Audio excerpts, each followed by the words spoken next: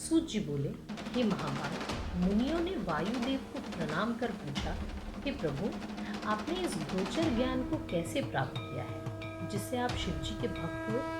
तब वायु ने कहा, जब श्वेत कल्प में ब्रह्मा जी ने सृष्टि रचना के विचार से तप किया तो उस उग्र तप से शिव जी बहुत प्रसन्न हुए और कुमार अवस्था धारण कर श्वेत नामक मुनि हो वहां उपस्थित हुए। उन वेदपति शिव जी को ब्रह्मा ने प्रणाम किया। तब उन्होंने उन्हें गायत्री सहित ब्रह्म ज्ञान दिया। विश्वकर्मा चतुर्मुख ब्रह्मा को ज्ञान प्राप्त हुआ। वे स्थावर जंगम सब प्राणियों की रचना करने लगे। उन्हीं ब्रह्मा से तत्वों का ज्ञान पाकर हम सब इस तप में लगे और यह ज्ञान प्राप्त किया। सुख के इच्छुक पुरुष को शिव संबंधी इस ज्ञान में परम निष्ठा करनी चाहिए। वह ज्ञान 3 प्रकार का है। वही इस चेतन जीव और जड़ प्रकृति का नियंता है। उसको पाशुपाश पति कहते हैं। उसी को अक्षर और शर से परे कहते हैं। अक्षर का ही नाम पशु है और ब्रह्म ज्ञान से पाश जो प्रकृति है वह शरण होती है। इसी से पाश को शर कहते हैं और जो शर अक्षर से परे हैं उसे पति कहते हैं। इस पर मुनियों ने वायु से शर अक्षर का स्पष्टीकरण पूछा। तब वायु ने कहा, प्रकृति शर और पुरुष अक्षर है। जो दोनों का प्रेरक है वह पर से पर परमेश्वर शिव है। मुनि बोले, यह कालादि कर्म क्या है तथा आदि अंत इसके फल क्या है तथा यह सब किसके आश्रित है? भोग किसके निमित्त है तथा भोग और उसके साधन क्या है? वायु ने कहा, रोज गुण से विषयों की अभिलाषा और अविद्या उत्पन्न होती है जिसको राग कहते हैं। काल देव ही शक्ति है और पुरुष को भोगने वाला कालादि है। कर्म 2 प्रकार के होते हैं, पुण्यदायक और पापात्मक। इसी प्रकार उनके फल भी सुख और दुख के होते हैं। अविद्या वश जो कुछ करता है वह अनादि मल है। तब मुनि ने कहा, कालादि 5 तत्वों के कर्म क्या हैं और आत्मा भोक्ता के नाम से क्यों प्रसिद्ध है? जो पुरुष अलग है क्या वही आत्मा है और वही भोक्ता भी है? क्या अव्यक्त आत्मा वही है? वायु ने कहा, पुरुष में ज्ञान उत्पादिका विद्या एक शक्ति है। क्रिया उसकी व्याज कला है। काल उसका राग, परिवर्तक और देव शक्ति उसकी नियामिका है। अव्यक्त का कारण सत्व, रज और तम तीनों गुण हैं, जिसे तत्व ज्ञाता प्रधान और प्रकृति कहते हैं। कला क्रियात्मक और प्रभु शक्ति को कहते और प्रकट करने वाली है और जो सृष्टि के पूर्व अनभिव्यक्त रूप है, सृष्टि की दशा में वही व्यक्त रूप रहता है तथा विमोहित आत्मा ही तीनों प्रकार के गुणों का भोगता है। सत्व, रज, तम के तीनों गुण प्रकृति के हैं। यही सुख दुख के कारण है। मैंने संक्षेप में सात्विक गुण कहा। अब दुख को सुनो। दुख का कारण रजस है। यह व्यक्त शरीर अव्यक्त से भिन्न नहीं है। अव्यक्त ही कार्यों का कारण है और प्रवृत्ति निवृत्ति की शून्यता तामसी अधोगति है, जिसमें दंभ और मोह है। ऋषियों ने पूछा, बुद्धि, इंद्रियों और शरीर से व्यतिरेक आत्मा क्या है कि जिसमें शब्द वयवृहत होते हैं और कहाँ रहता है? वायु बोले, बुद्धि, इंद्रिय और शरीर से वह अवश्य ही अचल और सर्वव्यापक पृथक है, जिसमें वह आत्मा कहलाता है, परंतु कारण सहित उसको जानना बड़ा कठिन है।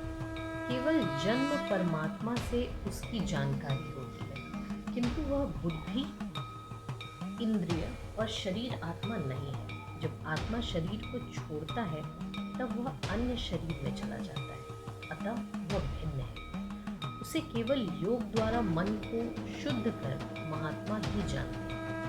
फिर पुरुष ही उसे श्रवणादि के अभ्यास से देखते हैं। परम पुरुष इस देह से पृथक है। जो इसे देह से मिला देखते हैं वे यथार्थदर्शी नहीं हैं, क्योंकि यह शरीर तो अत्यंत ही दुख रोगी और मृत्यु मुक्त में जाने वाला प्रतीत है।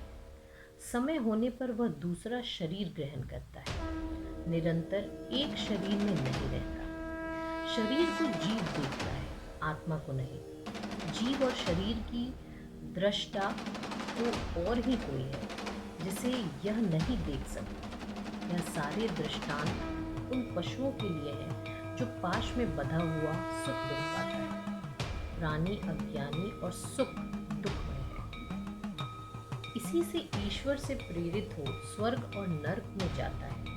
सूत जी कहते हैं कि वायु के इस वचन को सुनकर मुनियों को बड़ी प्रसन्नता होती हुई और वे शैवागम विचरण वायु से बोले।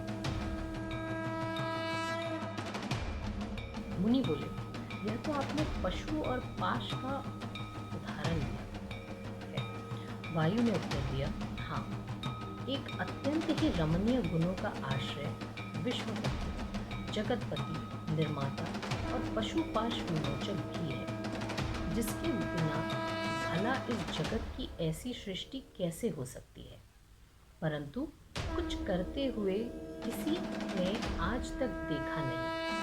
इसके सारे कार्य अव्यय रूप हैं। इस प्रकार ब्रह्म ज्ञानी उसे जानकर योनि मुक्त होते हैं। क्षर अक्षर मिलकर ही व्यक्त अव्यक्त होते हैं और वही भव काटने वाला ईश्वर है, जिसके भोक्ता, योग और प्रेरक तीन रूप हैं। इसमें भिन्न कुछ नहीं है।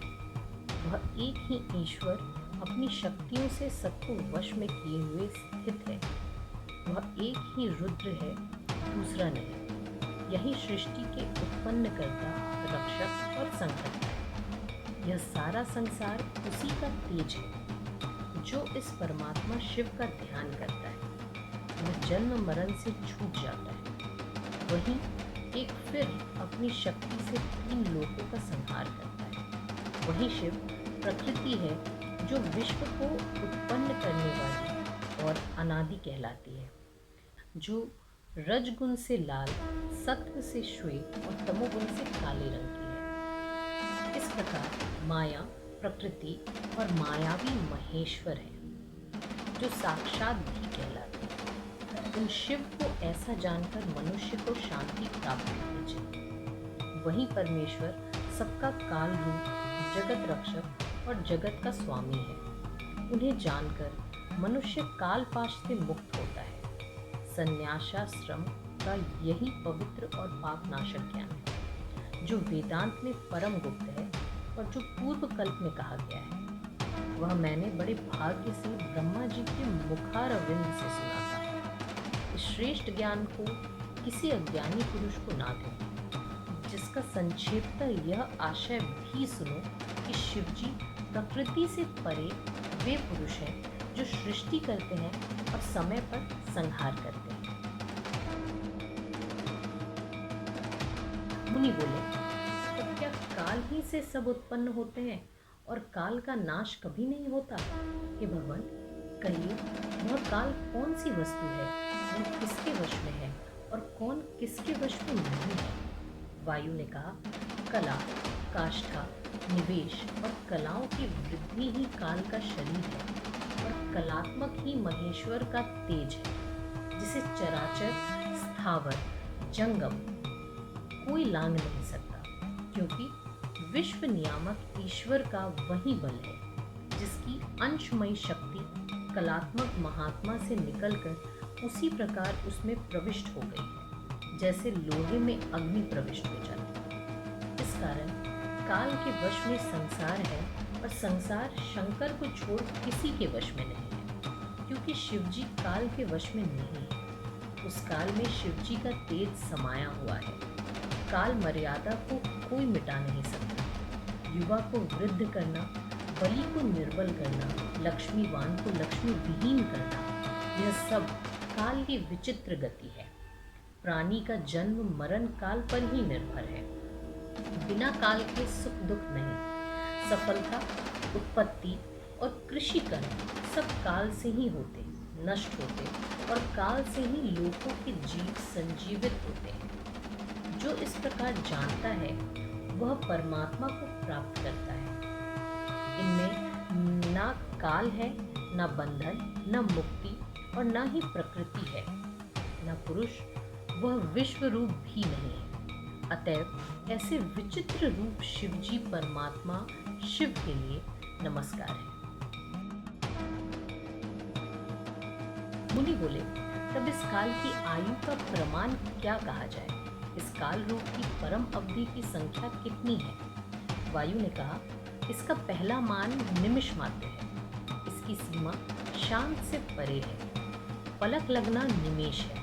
15 निमेष की काष्ठा, 30 काष्ठा की एक कला, 30 कला का एक मुहूर्त और 30 मुहूर्त का एक दिन रात प्रत्यक्ष है।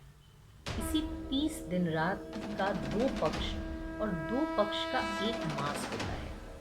पितरों का कृष्ण पक्ष रात्रि और शुक्ल पक्ष दिन होता है। 6 महीने का एक अयन, 2 अयन का एक वर्ष होता है। मनुष्यों का एक वर्ष देवताओं का एक दिन कहलाता है। 30 दिन का समय देवताओं के लिए एक महीने के बराबर होता है। ऐसे 12 महीनों का देवताओं का एक वर्ष कहलाता है। मनुष्यों का 360 वर्ष देवताओं का एक वर्ष के बराबर कहलाता है। इन्हीं दिव्य वर्षों से युगों की संख्या होती है। भारतवर्ष में 4 युग, सतयुग, त्रेता, द्वापर, तत्पश्चात कलयुग होता है। इनमें देवताओं के 4000 वर्ष के सतयुग, 3000 का त्रेता, 2000 का द्वापर और कलयुग 3000 वर्ष का होता है। चारों युग 12,000 वर्षों के होते हैं। ऐसी जब 1000 चतुर्युगी व्यतीत होता है तब उसका एक कल्प होता है और 71 चतुर्युगी का एक मनवंतर होता है तथा 1000 कल्प में 14 मनु होते हैं। ऐसे सैकड़ों और हजारों कल्पों और मनवंतर व्यतीत हो चुके हैं जिन्हें कोई नहीं जानता और न इनका कोई क्रम ही लगा सकता है। प्रत्येक कल्प के एक ब्रह्मा होते हैं और जो उनका एक दिन होता है, ऐसे हजारों वर्ष ब्रह्मा का एक कल्प होता है। ऐसे 8000 वर्ष ब्रह्मा का एक युग होता है। ब्रह्मा के 1000 युग का एक सवन, 1000 सवन का तिगुना, 3000 सवन ब्रह्मा की आयु का समय है। ब्रह्मा जी के एक दिन में 14 इंद्र, इस प्रकार महीने भर में 420 इंद्र होते हैं, जो एक वर्ष में 5040 इंद्र हो जाते हैं। ब्रह्मा की पूरी आयु में 5,40,000 इंद्र होते हैं। ऐसे ब्रह्मा विष्णु जी के एक दिन के होते हैं, परंतु साक्षात शिव में काल की प्रवृत्ति नहीं होती। वह जितना काल कहा है इतने ही का परमात्मा एक दिन और इतनी ही रात्रि होती है। दिन में सृष्टि और रात्रि में प्रलय होता है, परंतु उनके लिए दिन रात कुछ नहीं है। उनका उल्लंघन कोई नहीं कर सकता। सारा संसार उनके अधीन है। ऐसे महान शंकर जी को नमस्कार है। मुनि बोले, किस प्रकार इस अखिल की उत्पत्ति हुई, कैसे यह बढ़ा और अंत में किसकी गोद में समा जाता है? वायु बोले, उसके आगे एक शांत्यातीत पद है जिससे पहले माया प्रकट हुई। वह शक्ति महाप्रभु शिव है। शिव सामीप्य से माया और उससे अव्यक्त प्रकृति की उत्पत्ति हुई। तब पहले जो शक्ति उत्पन्न हुई उससे आगे क्रमशः प्रतिष्ठा पद आता है और प्रतिष्ठा पद के आगे निवृत्ति पद की प्राप्ति होती है। यह ईश प्रेरित प्रेरित सृष्टि का संक्षेप वर्णन है। जैसे कि यह संसार उत्पन्न होता है, वैसे ही इस क्रम से संहार होता है। सारा जगत 5 कलाओं से व्याप्त है। अव्यक्त कारण ही आत्म अनुष्ठित है। जगत के 5 पद हैं, उनका अलग उपदेश है। महदादी से विशेष के अंत तक सब उससे सृजित है, किंतु उसमें अव्यक्त और जीव का कर्तापन नहीं है। उस आत्मा अधिष्ठित में महत से विशेष तक उत्पन्न होता है। प्रकृति अचेतन और जीवात्मा अज्ञानी है। प्रधान परमाणु आदि सब कुछ अचेतन है। उसे बुद्धिमानों ने देखा है। वह बिना कारण है, तथापि वह स्वयं ही करता है। उसकी जगत रचना प्रकट है। उसका यह कार्य सावयव है। सृष्टि से लेकर प्रलय तक ब्रह्मा के 100 वर्ष व्यतीत है, जो उसकी आयु का परार्ध अर्थात पहले का आधा आयु क्रम कहा जाता है। 2 परार्ध ब्रह्मा की आयु होती है। कार्यवश ही अव्यक्तात्मा स्थिर होता है, तब वह विकार संयुक्त हो जाता है और प्रधान और पुरुष धर्मी हो जाता है, जिसमें तमोगुण और सतोगुण दोनों ही समान स्थिर होते हैं। तब गुणों की यह समानता उसे तमोमय कर देती है, जिससे उसका विभाग नहीं हो सकता। तब वह पवन से शांत होकर निश्चल जल के समान कुछ समझ में नहीं आता। निबिड़ अंधकार रात्रि छा जाती है, तब वह एक ही महेश्वर उस रात्रि में स्थिर होते हैं। जब रात्रि बीत जाती है, तब वही प्रधान और पुरुष महेश्वर इन दोनों के माया योग से उसमें प्रविष्ट होते हैं। फिर तो सब भूतों की उत्पत्ति होने लगती है। इस प्रकार परमेष्ठी की आज्ञा से सृष्टि उत्पन्न होती है और फिर समाप्त हो जाती है। इसी से उस मार्ग के जानकार उसे अद्वैपति कहते हैं, जो सर्वलोक विलक्षण है। ऐसे परमात्मा को नमस्कार है। ऋषि बोले, यह जो परमात्मा शिव को ब्रह्मा के मुख से उत्पन्न हुआ कहा, इससे बड़ा संशय उत्पन्न हो गया कि देवताओं में श्रेष्ठ आदि देव पुरातन रुद्र ब्रह्मा जी के पुत्र कैसे हो गए। हे वायुदेव, ईश्वर का यह यश हम आपसे सुनना चाहते हैं। वायुदेव ने कहा, पूर्व में जब मेघावान कल्प हुआ था, तब उसमें नारायण 1000 दिव्य वर्ष शिवजी को धारण किए तप करते थे। तब उन जगत गुरु ने भगवान विष्णु की अत्यंत भक्ति देखकर उनको सब प्रकार से नाश रहित शक्ति प्रदान की, जिसे पाकर ब्रह्मा सहित वे जगत की रचना में तत्पर हुए।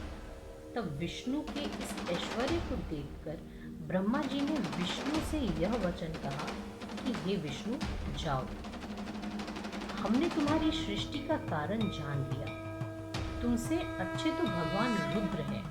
उन्हीं परमात्मा की शक्ति से तुम सृष्टि के उत्पन्न और पालन करता हुए हो।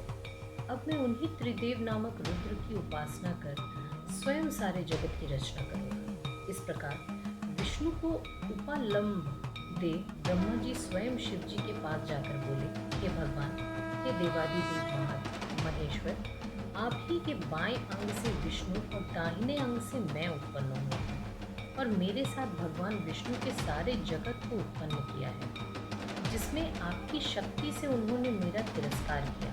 जिस प्रकार विष्णु की भक्ति से प्रसन्न होकर आपने पहले उन्हें प्रसन्न किया है, वैसे ही हे महेश्वर, मुझे भी आप संपूर्ण सामर्थ्य दीजिए।